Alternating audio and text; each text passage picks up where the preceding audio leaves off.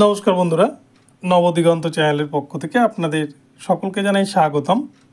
তো বন্ধুরা, আমি এই ভিডিওতে আপনাদের এমন একটি বিষয় তুলে ধরতে চলেছি যে বিষয়টিতে কিন্তু ওয়েস্ট বেঙ্গল প্রাইমারি বোর্ডের একটি গুরুত্বপূর্ণ নোটিফিকেশন, যারা এবারে 2024-26 সেশনে ভর্তি হতে চলেছেন তাদের জন্য গুরুত্বপূর্ণ এই ভিডিওটি। এই ভিডিওতে আপনাদেরকে দেখাবো যে west Bengal primary board DElEd কলেজগুলি সম্পর্কে কি নোটিশ জারি করেছে এবং যারা ক্যান্ডিডেট ভর্তি হতে চলেছেন 24-26 সেশনে আপনারা কোন ধরনের কলেজে, প্রাইভেট কলেজের মধ্যে কোন কোন কলেজে আপনারা ভর্তি হবেন আপনাদেরকে বিস্তারিত জানাবো। কেননা সব কলেজে যদি ভর্তি হন, সকল কলেজে কিন্তু অ্যাফিলিয়েশন নাও থাকতে পারে। তো এই অ্যাফিলিয়েশন সংক্রান্ত নোটিফিকেশনটিতে কী রয়েছে আমরা সম্পূর্ণ কিন্তু এই ভিডিওতে বিস্তারিত দেখে নেব। তবে তার আগে বলে রাখি, যারা প্রথমবার চ্যানেলটি ভিজিট করছেন আপনারা অবশ্যই কিন্তু চ্যানেলটিকে সাবস্ক্রাইব করে নেবেন এই ধরনের আপডেট সবার আগে সর্বপ্রথমে পাওয়ার জন্য। তো চলুন বন্ধুরা, তাহলে আমরা এবারে আজকের এই আপডেটটি বিস্তারিত দেখে নিই। তো প্রথমে আমি গুগল ক্রোম ব্রাউজারে এসে এখানে কিন্তু টাইপ করে নেব WBBPE, এখানে একটি টাইপ করে নিচ্ছি এবং এরপরে দেখুন প্রথম যে ওয়েবসাইটটি দেখা যায় wbbprimaryeducation.org, এই ওয়েবসাইটের উপর ক্লিক করে আমি কিন্তু ডাইরেক্ট যে প্রাইমারি অফিসিয়াল ওয়েবসাইট সেখানে প্রবেশ করেছি। এবার এখানটায় আপনার নোটিশ সেকশানে আসলে এখানে কিন্তু দেখতে পাবেন যে কী কী নোটিশ জারি করেছে। তো এখানটায় দেখুন 2 নম্বরে যে ঘরটি রয়েছে, notification regarding renewal of self finance DElEd institution affiliation, তো নীল লেখাটার উপর ক্লিক করবেন ফর ডিটেলসে, তাহলে কিন্তু আপনার নোটিফিকেশানটি ডাউনলোড হয়ে যাবে। তো আমরা দেখে নিই আমরা যে নোটিশ ডাউনলোড করলাম সেখানে কি লিখেছে প্রাইমারি বোর্ড, কি নোটিশ জারি করেছে। তো এখানে দেখুন নোটিশটি জারি করা হয়েছে 17/5/2024 তারিখের, যার মেমো নাম্বার কিন্তু 318 WBBPE ডিএলএড 2024 40/9/2023 PT1।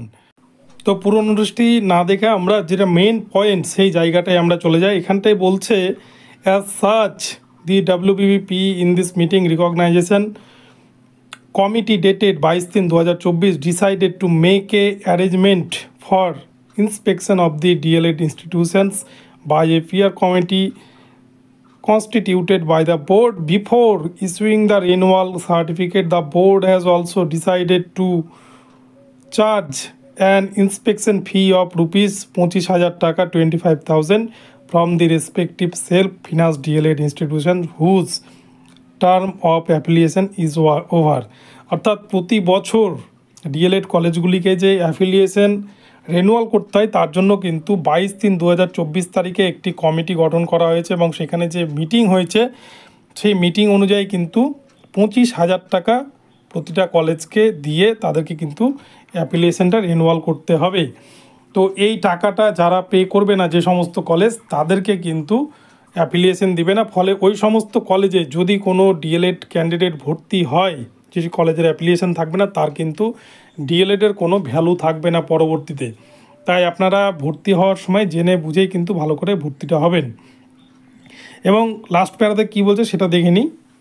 বলছে now the undersigned is directed to inform all the self finance DElEd institutions whose term of affiliation is over to deposit the amount of rupees 25,000 টাকা through the link provided in the official website of the WBBPE wbbprimaryeducation.org within 7 days from the date of publication of the notice।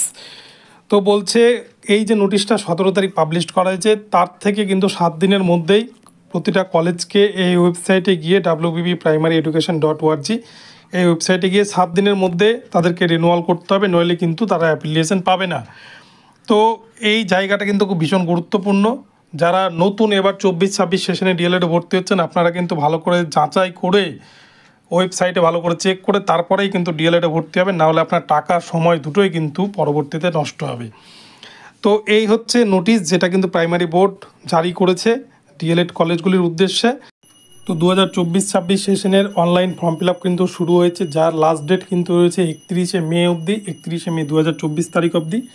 তো যারা 2024-26 সেশনে ডিএলএডে ভর্তি হতে চাইছেন, যারা HS pass করেছেন 50% mark নিয়ে, এবং যারা ডিএলএডে ভর্তি হতে চাইছেন তারা কিন্তু আগে কলেজের সাথে যোগাযোগ করে নেবেন যে কোন কলেজে আপনি ভর্তি হতে চাইছেন, টাকা পয়সা মিটমাট করে নিয়ে তারপরেই কিন্তু আপনারা সেই কলেজের জন্য আবেদন প্রক্রিয়া জারি রাখবেন। এবং তার আগে অবশ্যই আপনারা কিন্তু ওয়েবসাইটে ভালো করে চেক করে নেবেন যে এই ইয়ারে, এই 24-26 ইয়ারে তাদের অ্যাফিলিয়েশনটা সঠিক আছে কিনা বা তাদের কলেজের বৈধতা আছে কিনা এই বিষয়টা কিন্তু অবশ্যই চেক করে নেবেন।